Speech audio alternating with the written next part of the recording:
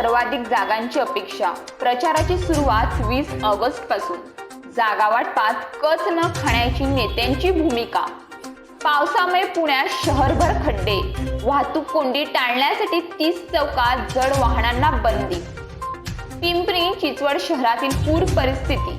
पार्थ पवारांनी घेतला आढावा. आशियातील पहिली मातृ दुग्धदान बँक. 43,000 मातांच्या दुग्धदानामुळे 10,000 बालकांना नवजीवन. तर बिहारमध्ये मोठी दुर्घटना. मंदिरात जात असताना 9 कावड यात्रेकरूंचा मृत्यू. डीजेमुळे झाला अपघात. तर छत्रपती संभाजीनगरमध्ये भीषण अपघात.